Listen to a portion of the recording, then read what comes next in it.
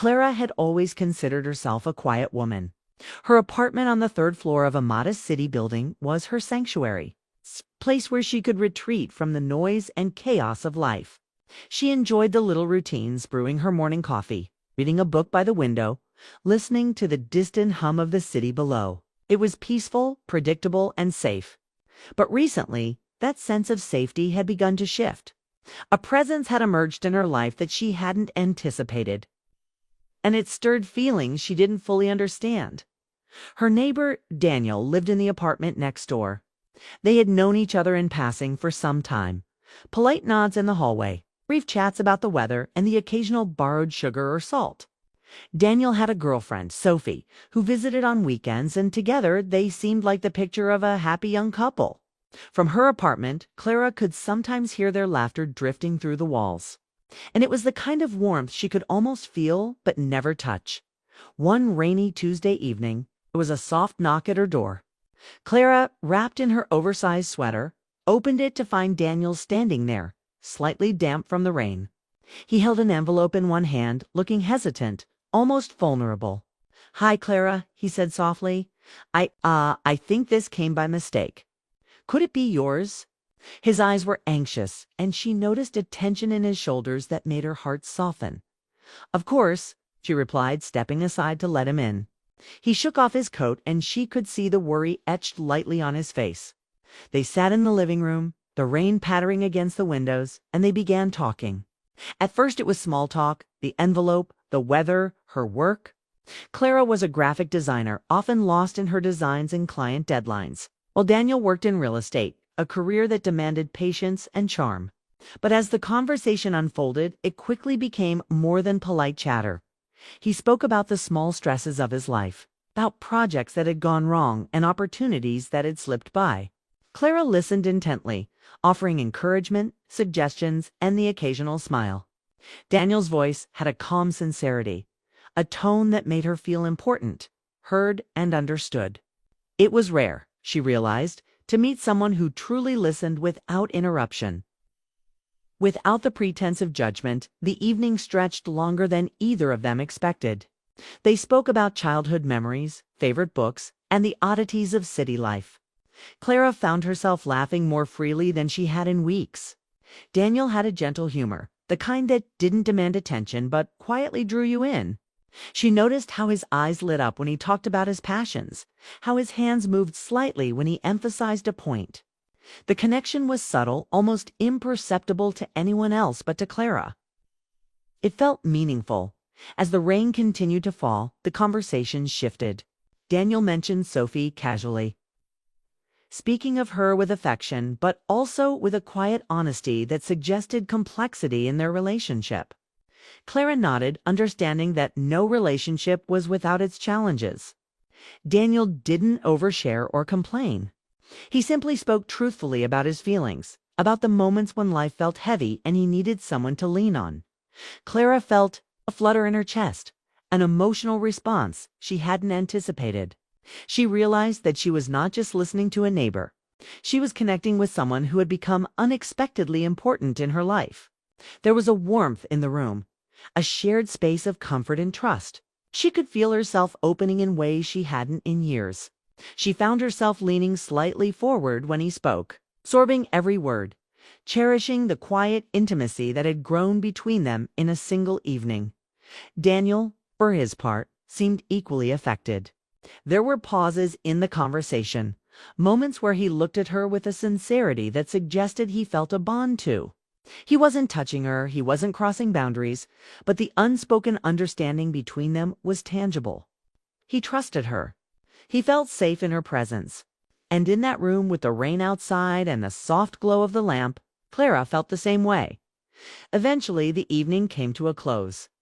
Daniel stood, hesitated, and then spoke softly. "Thank you, Clara," he said, his voice tinged with something deeper than gratitude. "I don't know why, but I feel lighter after talking to you. Rare for me to feel this way with anyone." Clara smiled, a mixture of warmth and surprise at the depth of their exchange. "I'm glad you feel comfortable," she said. "It's nice to talk to someone who understands." He lingered for a moment at the door. their eyes meeting in a quiet acknowledgement of what had passed between them. Then he stepped into the rain, waved briefly, and disappeared down the hall. Clara closed the door and leaned against it, breathing slowly. Her heart was still racing, her mind swirling with thoughts she hadn't expected to confront. Who was this connection she felt? And why did it feel so significant, so immediate, and so complicated? That night, sleep was elusive. Clara lay in bed, staring at the ceiling, replaying the evening in her mind. She thought about Daniel's eyes, the gentleness of his voice, the way he had listened so attentively. She realized that she had not felt this alive, this scene, in years. The emotional intimacy they had shared was intoxicating in its simplicity. It wasn't physical, it wasn't romantic in the traditional sense. But it was deeply moving. Over the next few days, she noticed subtle changes in herself. Her thoughts drifted toward him unexpectedly. She found herself smiling at the memory of his laugh, the way he tilted his head when he was thinking. Even mundane tasks felt lighter when she imagined him. Like a silent companion who understood her in a way no one else did. Daniel's visits became more frequent, always seemingly innocent, always needing her insight or advice. Sometimes it was a question about a minor home repair, sometimes a discussion about a new book he was reading. Each time the room seemed to shrink around them. The world outside fading, leaving just the two of them and the warmth they created in each other's presence. Clara began to realize that emotional intimacy could be powerful, even overwhelming. She found herself anticipating his visits, feeling a flutter of nervous excitement whenever he knocked. It wasn't infatuation in the shallow sense, but something deeper, a connection of hearts, of trust, of quiet understanding. She also began to recognize the tension it created within her. Daniel had Sophie, and Clara had her own sense of ethics and personal boundaries. But the heart did not always follow rules. And while she was careful not to overstep, she could not deny the pull she felt toward him. The yearning for the companionship and understanding he provided by the end of the week. Clara understood that her life had shifted. She had opened her door to a neighbor, to a friend, to someone who had unexpectedly become essential to her emotional well-being. And she knew, without knowing exactly how, that the coming weeks would test her understanding of connection, boundaries, and the quiet, complex pull of human hearts. The rain had stopped, leaving the city glistening and quiet, and Clara stood by the window, reflecting. She realized that life was rarely simple, rarely predictable. Sometimes it brought unexpected people, moments of connection that changed everything in subtle, profound ways. And as she looked down the hall at Daniel's apartment, she felt anticipation, curiosity, and a touch of fear about what the next evening would bring, knowing in her heart that her life had quietly begun to change. After that first rainy evening, Daniel's visits became more frequent. Clara found herself anticipating the soft knock on her door almost as much as the morning coffee she cherished. Each time he arrived, she felt a mixture of excitement and caution. She reminded herself constantly that Daniel had Sophie and that she had to respect boundaries. But the emotional pull was undeniable. It started innocently, with small conversations about everyday matters. Daniel would stop by to borrow a pen, discuss a new book, or share a funny story from his work. Yet, over time, the small gestures became layered with meaning. His eyes would linger just a little longer. His voice would soften when speaking directly to her. And the pauses between their sentences carried a weight that neither had voiced aloud. Clara felt the subtle electricity of understanding and companionship growing between them. One evening, Daniel arrived carrying a takeout bag, his expression unusually contemplative. "I thought maybe we could have dinner together," he said quietly. Clara hesitated, mindful of Sophie, but something about the way he looked, open, honest, and vulnerable, made her nod. They ate together at her small kitchen table, the sound of silverware against plates punctuating their conversation. It wasn't a romantic dinner, not in the traditional sense, but there was a closeness in the shared meal, an intimacy built on presence and attention. They spoke about their dreams that night, Daniel revealed that he had always wanted to travel more, to see the coastlines of California and the mountains of Colorado. Clara shared her own unfulfilled ambitions, a dream of illustrating a children's book, a project she had shelved in the busyness of life. As they talked, laughter and quiet reflections intertwined, creating a rhythm that felt deeply familiar. Clara realized she was no longer simply listening to a neighbor. She was sharing pieces of herself that she rarely offered anyone. Over the following week, their routine settled into something predictable, yet extraordinary. Each evening, Daniel would knock, and Clara would feel a small thrill she couldn't suppress. Their conversations became deeper, exploring subjects that were often left unspoken with others: fears, insecurities, hopes, and past regrets. Daniel spoke candidly about the tension in his relationship with Sophie, not in complaint, but in honest acknowledgement of how life had subtly shifted their bond. Clara listened without judgment, offering understanding and support, and in return, Daniel showed a trust she hadn't encountered in years.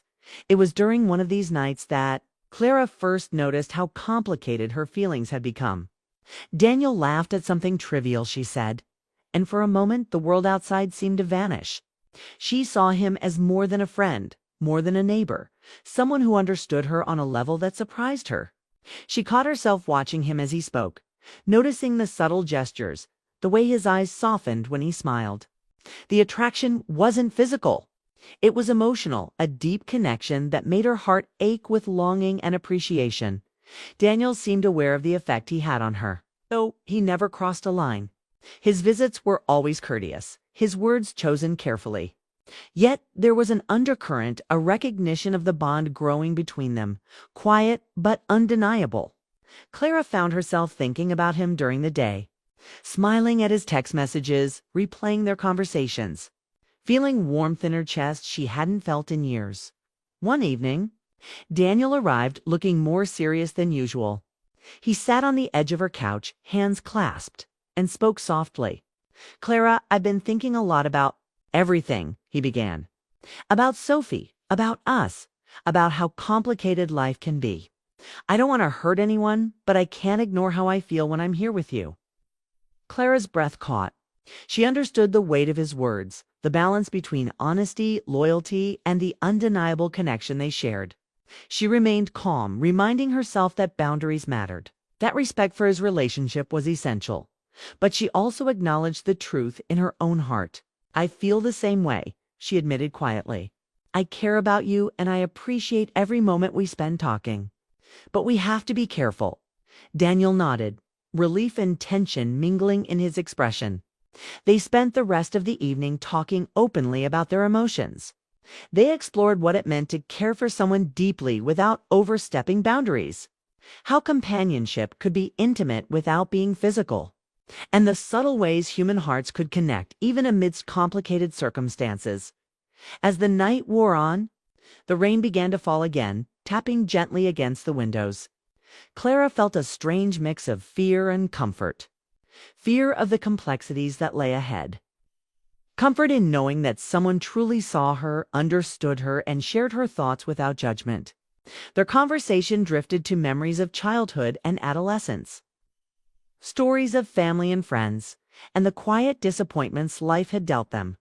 In those moments, the weight of isolation she had carried for so long seemed to lift, replaced by connection, understanding, and shared humanity. The next few days were filled with subtle tension. Clara noticed herself anticipating Daniel's arrival, wondering what he would say, how he would look, and what small nuances in his behavior would reveal his inner thoughts.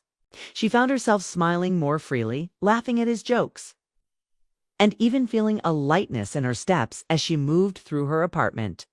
The emotional intimacy they shared was like a warm current running beneath the surface of everyday life, unseen by the world but profoundly affecting her. Daniel, too, seemed changed. He carried a quiet energy into their conversations, a willingness to explore emotions that he had rarely expressed with others. He spoke about life's uncertainties, dreams unfulfilled, and the subtle beauty of small, shared moments. Clara realized that she was witnessing not only his vulnerability, but also his growth. Their connection wasn't reckless or inappropriate. It was mutual support, a deepening friendship that both challenged and comforted them. One evening, Daniel arrived later than usual. The building was silent, the city lights casting a gentle glow through Clara's windows. He appeared weary, his usual charm tempered by fatigue. "It's been a long day," he admitted, sitting heavily on her couch. Clara handed him a cup of tea, and they sat in comfortable silence, the warmth of the liquid in their hands mirroring the warmth between them. They spoke sparingly at first, then slowly opened up, sharing small confessions and unspoken fears. Daniel admitted that he had begun to question his relationship with Sophie. Not out of dissatisfaction, but out of recognition that feelings could shift over time. Clara listened without judgment, offering understanding and perspective. In turn, she shared moments of loneliness she had long kept hidden. The quiet struggles of living a life that often felt disconnected from others. By the end of the evening, a sense of calm had settled over them. They had not crossed any lines. They had not breached trust or ethical boundaries. Yet the emotional bond had strengthened. Clara felt a new depth in her connection to Daniel, one that transcended mere friendship. She realized that intimacy was not always physical. Sometimes it was the simple act of being present, listening, and caring in a way that allowed another person to feel truly seen. The days that followed brought a new rhythm.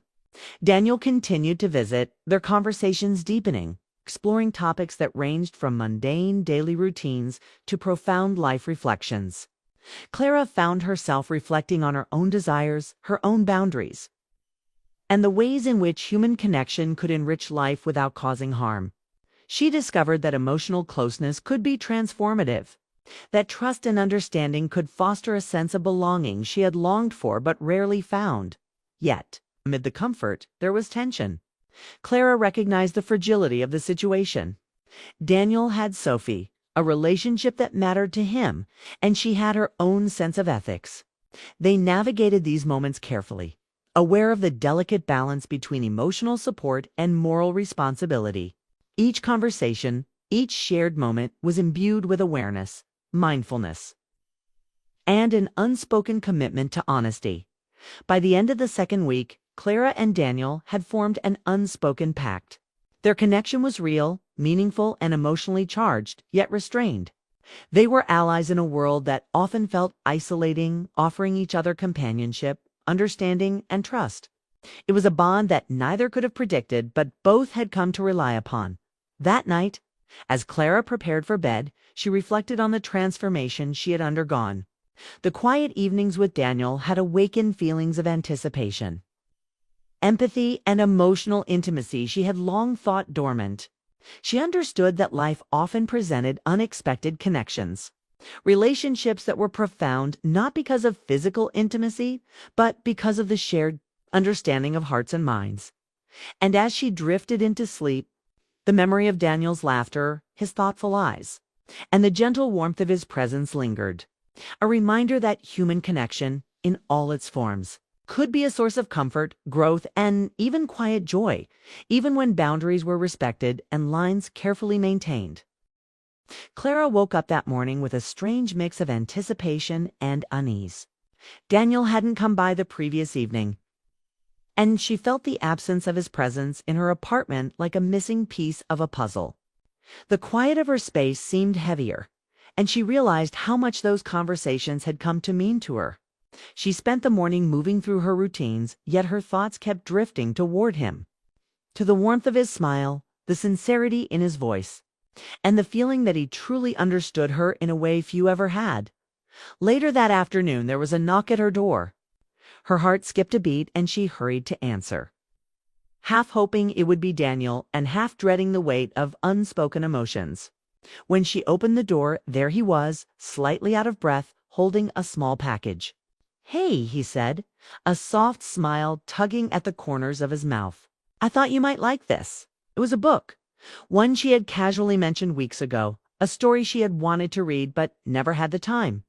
The gesture was small, thoughtful, and deeply personal. Clara felt a warmth spread through her chest. She invited him in, and they sat together on the couch, unwrapping the package and flipping through the pages, discussing the cover, the plot, and the characters. The room felt cozy, intimate, yet perfectly safe, a sanctuary for connection without crossing boundaries.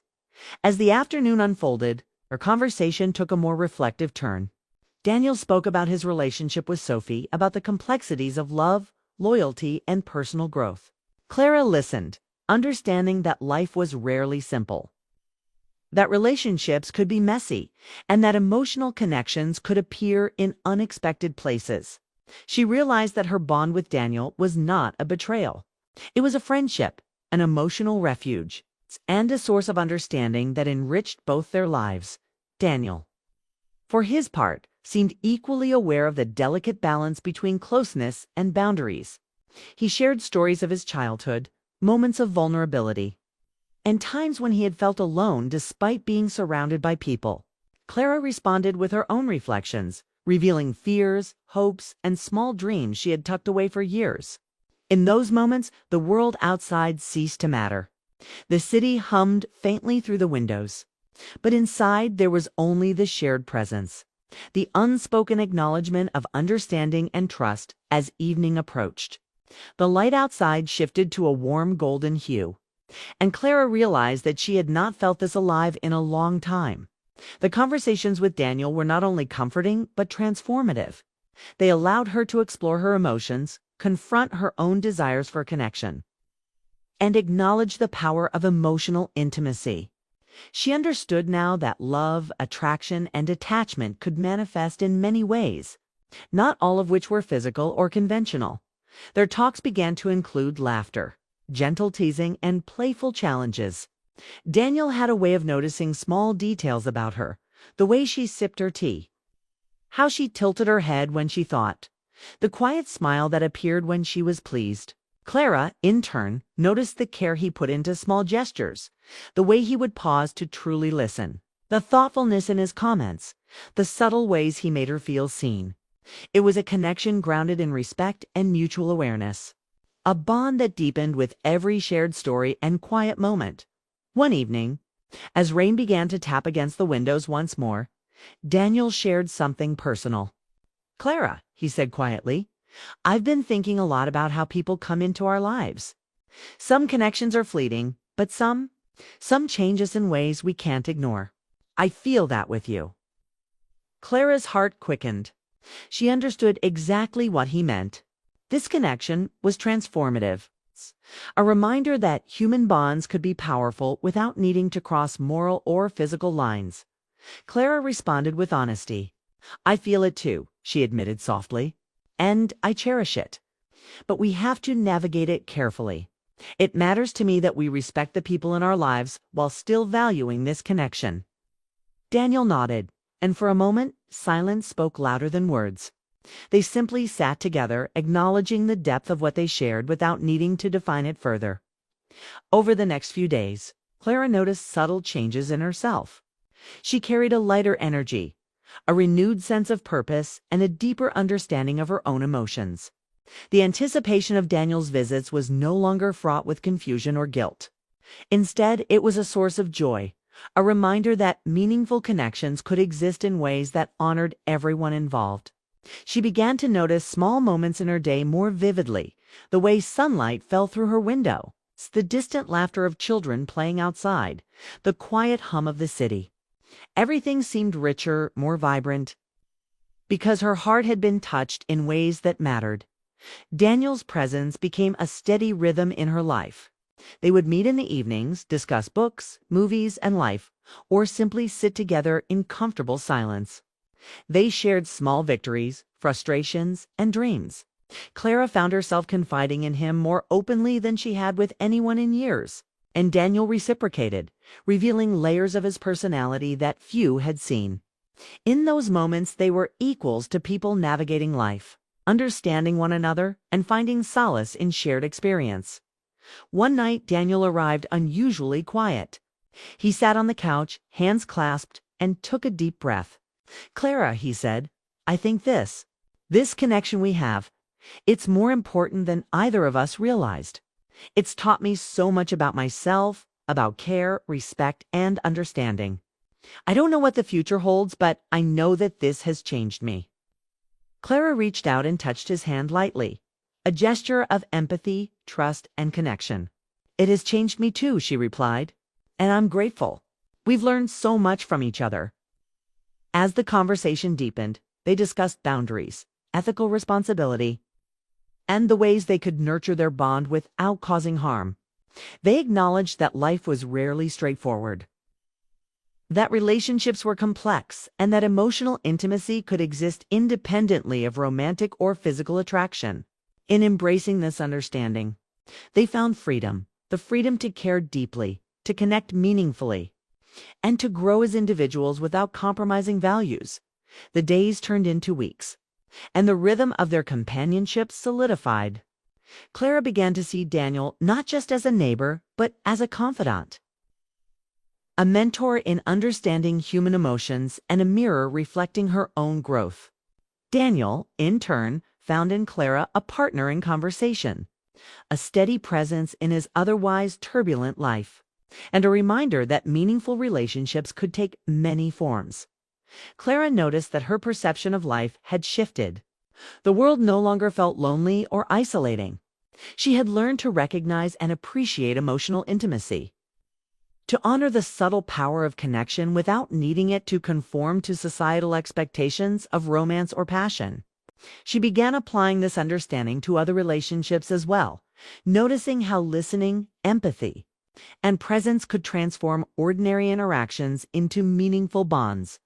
One evening, as autumn leaves swirled outside, Daniel and Clara shared a long conversation on her balcony. They spoke about dreams, hopes, and fears, laughter mingling with quiet reflection. Daniel admitted that he had never experienced a connection quite like this before, one that was simultaneously freeing and grounding. Clara agreed, acknowledging that life often offered unexpected gifts, and it was up to individuals to recognize and nurture them responsibly by the time the night ended. Clara felt a deep sense of peace. She realized that the bond they shared was enduring not because it was romantic or physical, but because it was authentic, ethical, and mutually enriching. Daniel's presence in her life had taught her about the importance of honesty, trust, empathy, and emotional courage.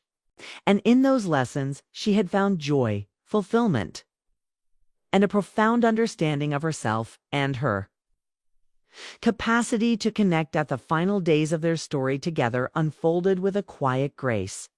Daniel continued his visits, each interaction marked by trust, warmth, and emotional clarity. They discussed the ordinary and the extraordinary, comforted each other through challenges, and celebrated small victories together. Their connection had become a sanctuary, space where both could be fully themselves without fear, judgment, or compromise of values. Clara knew that life would continue to present challenges and changes. But she also understood that meaningful connections, when nurtured responsibly, could transform the way one approached relationships, emotions, and personal growth. Daniel had come into her life unexpectedly, not to disrupt, but to illuminate. And in that illumination, Clara discovered a depth of understanding, compassion, an emotional richness she had never known as she watched him leave that final evening. The city lights reflecting off the wet streets, Clara felt a quiet gratitude. Their bond had not required violation of boundaries or ethical compromise. It had been built on conversation, presence, trust, and mutual respect. And in that, she found a lasting lesson that human connection in its purest form could be both transformative and safe, powerful and gentle, emotional and entirely wholesome. Mia Thompson had always believed in the quiet stability of her life. The mornings were simple and predictable, coffee on the porch, watching the sun rise over Boston's brownstone streets, and the soft murmur of the neighborhood waking up. Peter, her husband of 10 years, would sip his own coffee, scrolling through emails, occasionally glancing at her with a smile. Life was ordinary, but it was comfortable, and that comfort had felt like love. Until one evening, that comfort began to crumble. It started innocently enough. Mia had been planning a small dinner party for a friend's birthday and wanted to confirm the restaurant reservation. Peter was distracted, as usual, with his work emails, so Mia picked up his phone to double-check the details. That was when a notification popped up from someone she didn't expect, Sophie. Her heart froze. Sophie was her neighbor's niece, a young woman who had recently moved to the city to attend graduate school. She had always been polite and cheerful, nothing more than a friendly presence when they passed each other in the hallway or at community events. But this message thread, it suggested something deeper, something that Mia couldn't ignore. She read the messages quickly, feeling a wave of disbelief wash over her. The words were casual, even friendly, but the familiarity, the laughter, the subtle closeness Peter displayed, it was enough to make her stomach turn. How long had this been going on? Why hadn't she noticed? Questions piled up, racing faster than her thoughts could follow. Mia's hands trembled slightly as she put the phone down. Pretending to herself that she hadn't seen anything, Peter arrived home later that night. Cheerful as always, unaware of the turmoil simmering inside his wife. "Long day?" he asked, dropping his bag by the door. "Fine," Mia replied softly, forcing a smile that didn't reach her eyes. She wanted to scream, to confront him immediately, but a quiet, icy voice inside her whispered to wait. She needed to understand, to process, before making any accusations. The dinner they shared was awkward, filled with polite conversation that felt hollow. Mia caught herself watching Peter's hands, the way he laughed, the way he leaned back in his chair. Every gesture, every small motion now carried a weight she couldn't ignore. When he mentioned the office, she found herself tense, wondering whether his casual words hid the secret she had glimpsed in the phone messages.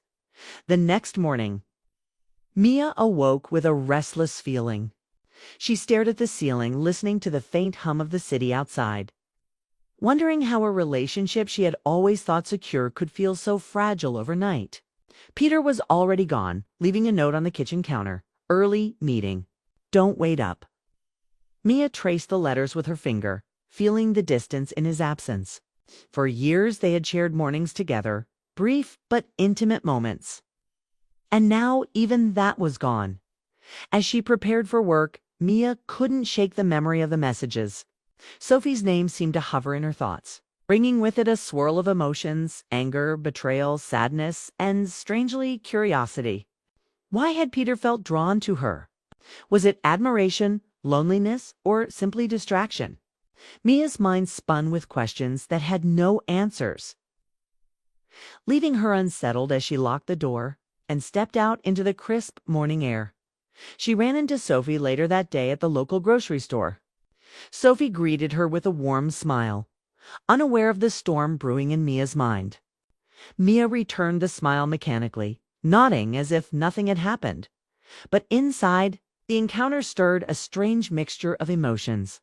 There was no malice in Sophie's tone, no flirtation intended, just a young woman chatting easily with someone she considered a friendly adult in her life. Yet the laughter, the ease of the conversation made Mia's chest tighten. She realized then how far Peter's attention had drifted. Not necessarily in action, but in thought at work. Mia tried to focus on her tasks at the publishing office where she managed the editorial schedules. She organized files, answered emails, and prepared for a meeting, but her mind kept returning to Peter and Sophie. Every time she typed a sentence or reviewed a document, she felt a pang in her chest. A quiet reminder of the fracture she had glimpsed in her marriage. The world around her moved normally, but inside, her thoughts were turbulent. That evening, when she returned home, the apartment felt unnervingly quiet. Peter wasn't there yet, and the dim light cast long shadows across the room. She sat on the couch, staring at the muted cityscape through the window, trying to understand what she felt. She wanted clarity, but instead she felt confusion. Anger, yes, a little. Heartbreak, certainly. But also a curious awareness, a realization that she had been neglected in subtle ways for some time, and that Peter's connection to Sophie, however innocent or misguided, had brought that truth into sharp focus. When Peter finally returned, he was cheerful, kissing her lightly on the cheek, completely unaware of the storm that Mia was barely holding in check. "Busy day?" he asked. "Yes," she said softly, forcing normalcy. Her heart raced, and she realized that the day's encounters had changed something fundamental. It was no longer just about Peter and Sophie. It was about her, her feelings, her trust, her place in her own life. Later that night, Mia sat on the porch with her journal, writing down her thoughts in long, flowing sentences. I don't know what he feels or what she means to him, but I know that I cannot ignore my own feelings anymore. I need to understand what I deserve and what love should really feel like. The pen paused mid-sentence as she stared at the dark street, the faint glow of the lamplights reflecting off the wet pavement from a passing drizzle. She realized something else. Too, that love was not only about trust, but about attention, presence, and care. For years, she had assumed that love was constant, that it was enough to exist silently alongside each other.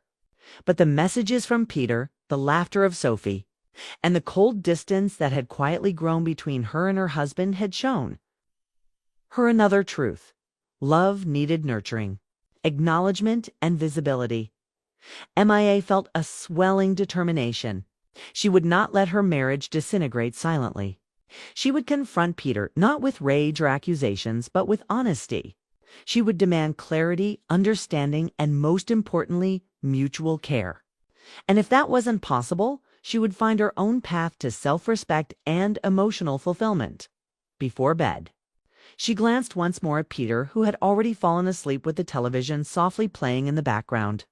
She lay awake, staring at the ceiling, listening to the muted sounds of the city. The gentle hum of the streetlights, the occasional car passing by, the distant chatter from neighbors were all part of the world she had once taken for granted. But now they felt like reminders that life was fragile, and trust could be shaken in a moment. Mia knew one thing clearly. The path ahead would not be easy. There would be questions, conversations, perhaps arguments. She might discover things she didn't want to know. But she also knew that clarity and truth were worth more than quiet ignorance. Her heart felt heavy, yet strangely alive. She understood that heartbreak could awaken her, not just wound her. And as the night deepened, she whispered to herself, a quiet promise echoing in the stillness. I will face this. I will understand. I will be seen, and I will not settle for less than the love I deserve. Outside, the city slept unaware, but inside Mia, a storm had begun, not of anger, but of clarity, self-awareness, and determination. The first step had been taken, and there was no turning back. The phone buzzed softly beside her. Another message from Peter. The words were casual. Can we talk tomorrow? I feel like things are slipping between us. Mia held the phone in her hand, feeling a strange mixture of dread and hope. The conversation that awaited them would decide the future, not just of their marriage, but of her own sense of self. She closed her eyes, letting the silence fill her mind, and for the first time in weeks, she felt ready to face the truth, however painful it might be. The morning after discovering Peter's messages, Mia woke with a strange heaviness pressing against her chest. The sun spilled through the blinds, casting soft stripes of light across the bedroom floor, but she felt none of its warmth. Peter was already gone, leaving another note on the kitchen counter. Busy with meetings today. Don't wait up. His words were polite, casual, but they cut sharper than any argument. It wasn't just the messages with Sophie, it was the realization that Peter's attention could drift so easily, that his focus could shift to someone else while she felt invisible in her own marriage. Mia dressed slowly, her mind replaying the previous night over and over. She wondered how long Peter had felt this way, whether Sophie had ever realized the unintentional pull she had over him, and how much of their own love had faded without either noticing. By the time she stepped out into the city streets, she felt a mixture of determination and fear. She needed clarity, but she also feared what the truth might bring. As she walked to the train station, she tried to imagine the world as normal. The streets buzzed with the rhythm of morning commuters. Taxis honked at impatient drivers and shopkeepers called out their greetings. Mia moved among them, but every smile from a stranger, every passing glance seemed to mirror her own unease. At the office, she kept herself busy organizing schedules, reviewing manuscripts, and fielding calls. But her thoughts continually strayed back to Peter. Later that afternoon, she ran into Sophie again at a local cafe. Sophie waved enthusiastically and came over to chat. "Hey, Mia. Fancy seeing you here," she said, her bright smile illuminating her face. Mia returned the greeting with a polite nod, her voice clipped but calm. "Hi, Sophie." They made small talk, but Mia felt the sting of every laugh Sophie uttered.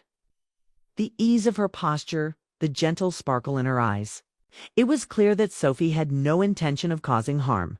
She didn't know about the messages about Mia's heart quietly unraveling. Yet the presence of this young woman, so vibrant and unaware, reminded Mia of what she had lost in subtle ways: attention, focus, and emotional closeness with Peter. When Mia returned home that evening, the apartment felt heavier than usual.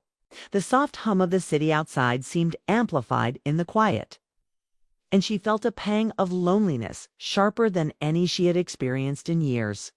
Peter arrived later, smiling and tired, dropping his keys on the counter. "Dinner's in 20 minutes, he said, casual as ever. Mia nodded, feeling a strange mix of resentment and longing.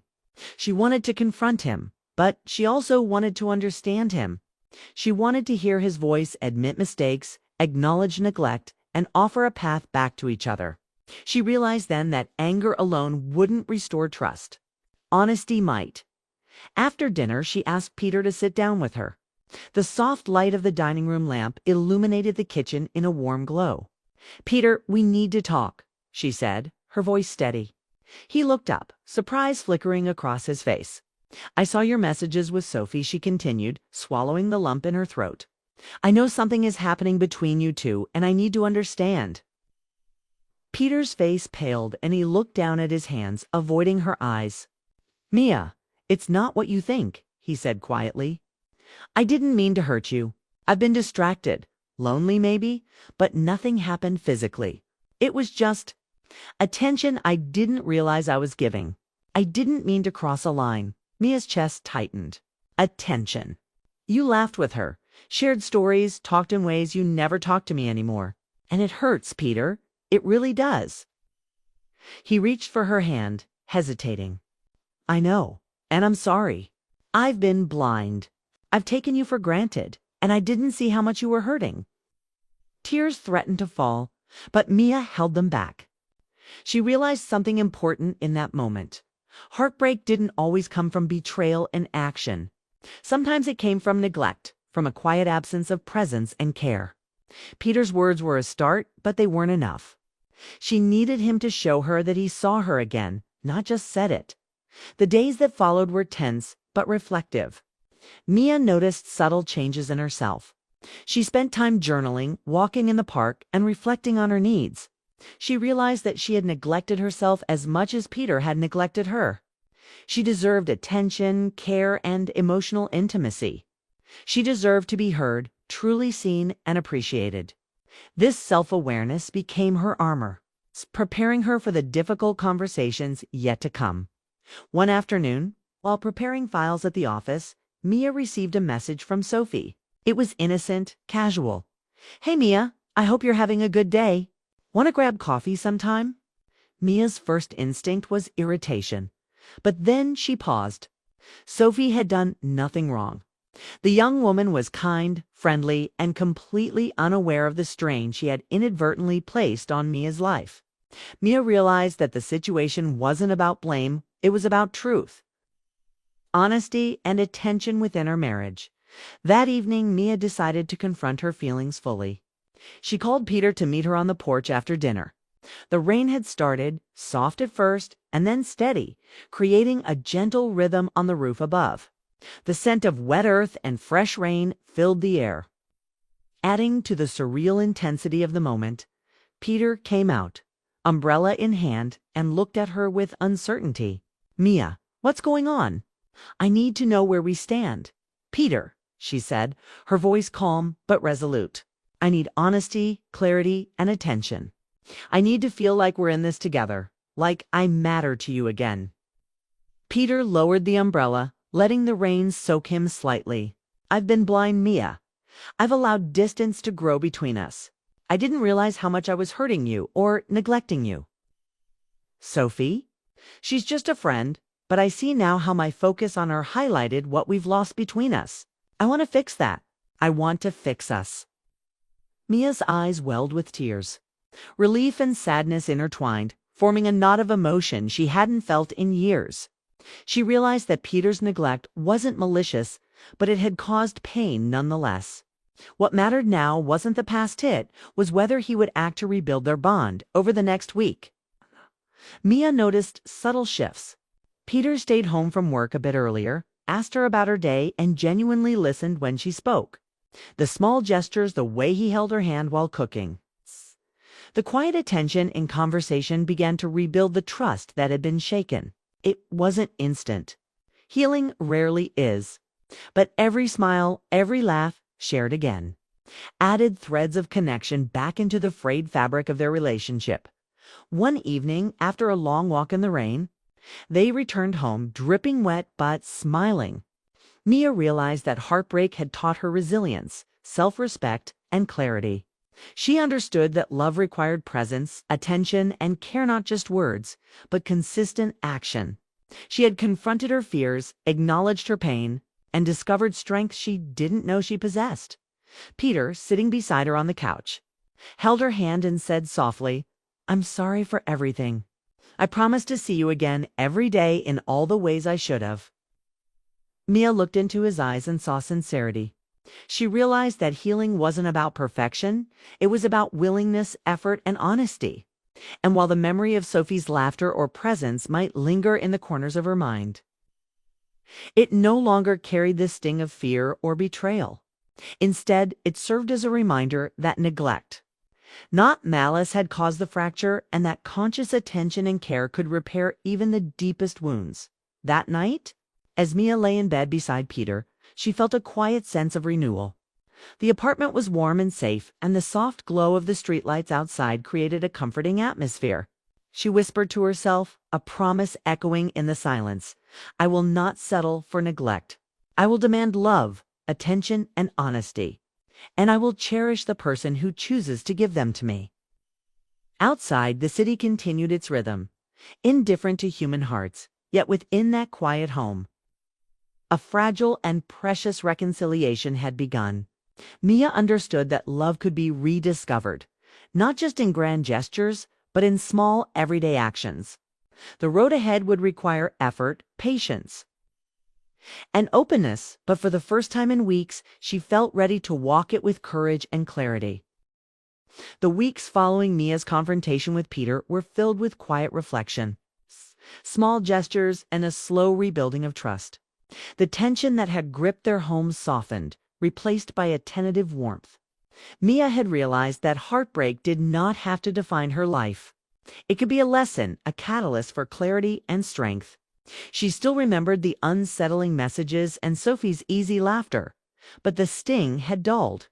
What mattered now was what she and Peter could create together. Peter had been consistent in his efforts. He stayed home from work earlier, set aside distractions during dinner, and asked meaningful questions about her day. But most importantly, he listened, not in polite, half-attentive ways, but fully, with focus and care. Mia noticed the change most in small moments. A hand lightly brushing hers when they passed in the kitchen. A smile lingering after a shared joke.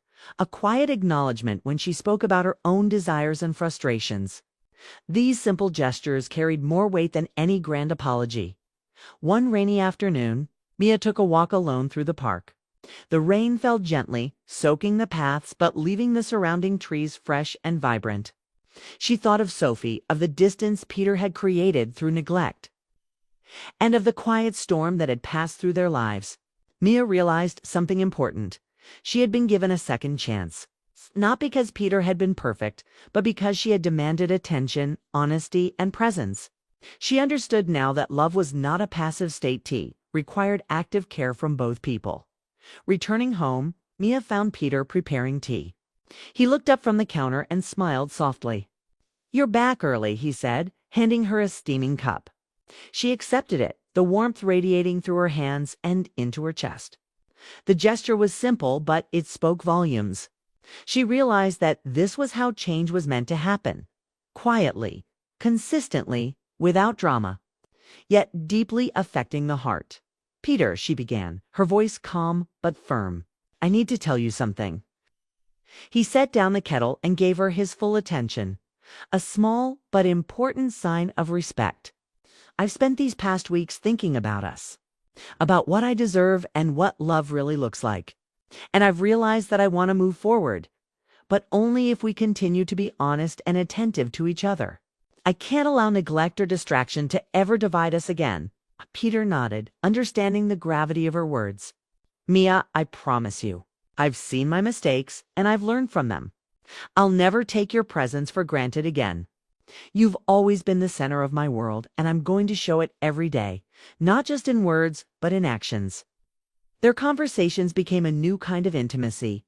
For the first time in months, they spoke openly about their fears, desires, and dreams.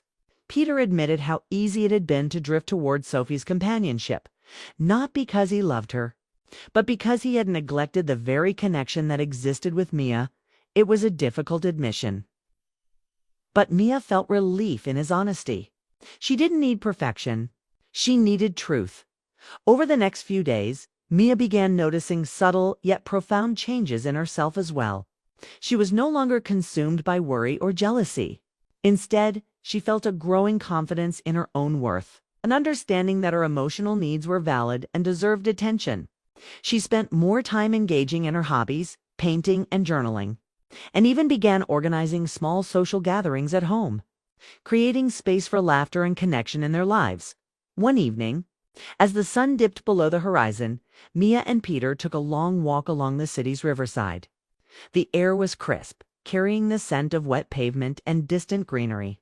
They walked in silence at first, their hands occasionally brushing. Then Peter took her hand gently. "I remember when we first met," he said, smiling faintly. "I used to hold your hand like this everywhere we went." Mia squeezed his hand, a small smile playing on her lips. "And now?" she asked, teasing lightly. "Now I hold it with intention," he replied. "I see you, Mia, every day, in every way I should have before." The honesty in his tone, combined with the sincerity in his eyes, stirred something deep within her. She realized that the fractured trust could be repaired not by ignoring the past, but by consciously choosing attention, care, and love in the present. That night, as they returned home, Mia felt a rare calm. The apartment, once heavy with tension and unspoken pain, now carried a quiet warmth. Peter poured them both a glass of wine, and they sat together on the couch, talking about everything and nothing, memories of their early dates, hopes for future vacations, and even dreams that had been set aside during years of routine. The connection was tender, real, and present. A week later, Mia received a message from Sophie. She opened it cautiously, expecting a reminder of past unease. But it was innocent, simple. "Hi, Mia. I hope you're doing well. Would you like to meet for coffee sometime?" Mia smiled softly, realizing she no longer felt the pang of jealousy or fear. Sophie's presence was harmless. It was the past, not the present. Mia decided to respond kindly, understanding that their lives could coexist without emotional interference, as long as boundaries and honesty remained intact. As autumn approached, Peter continued to make subtle but meaningful gestures. He left notes of appreciation on her pillow, remembered small details about her day, and even joined her for morning walks. The slow, consistent attention rebuilt the bond that had been strained. Mia realized that healing didn't require perfection. It required consistent effort, honesty, and the willingness to see each other truly. One quiet evening, Mia sat on the porch with Peter, wrapped in a blanket against the chill. The rain had started softly, a gentle rhythm against the roof. She looked at him and said, "Thank you, Peter, not just for apologizing or promising, but for actually showing me that you care, that you see me." Peter smiled, brushing a strand of hair from her face. "I see you, Mia, every day. I won't let you feel invisible again. You've reminded me what love really is, not just a word, but an action." The rain fell around them, steady and calming. Mia realized that the storm of emotions, the heartbreak, and the fear of neglect had all served a purpose. They had reminded her of her own worth and forced Peter to recognize the importance of presence, attention, and honesty. Love, she understood now, wasn't passive. It needed to be nurtured, respected, and lived intentionally over time. The echoes of Sophie's laughter faded into the background of their lives, replaced by the quiet, consistent intimacy that Mia and Peter had worked to restore. They laughed together, cried together, and shared moments both ordinary and profound. The bond they rebuilt was stronger, not because the past had been erased, but because it had been acknowledged, understood, and healed with intention. One night, as they watched the city lights from the porch, Mia rested her head on Peter's shoulder. "I feel like we've found our way back," she whispered. "We have," Peter replied softly, "and we'll keep finding each other every day." Mia realized that love wasn't about avoiding mistakes or challenges. It was about facing them, understanding them, and choosing to stay fully and intentionally. She had learned that heartbreak could awaken resilience and clarity. That neglect could be corrected with attention. And that trust could be restored through honesty and care. And though she would always remember the uncertainty, the messages, and the quiet fear of losing Peter, it no longer held power over her heart. Instead, it became a lesson, a reminder of her strength, her worth, and the care that true love required. That night, as the rain fell steadily, Mia closed her eyes, feeling peace and renewal. She whispered a quiet promise to herself. "I will always honor my heart. I will demand love that sees me. I will nurture the connection that matters, and I will never settle for less." Outside, the city slept, indifferent to human struggles, but within the small apartment, love had been rediscovered. It was not perfect, and the journey was ongoing. But Mia knew one undeniable truth. She and Peter had chosen each other again, with honesty, care, and the awareness that true love required presence and attention. The storm had passed, and in its place was a quiet, tender, an enduring connection, a love renewed not by chance but by choice.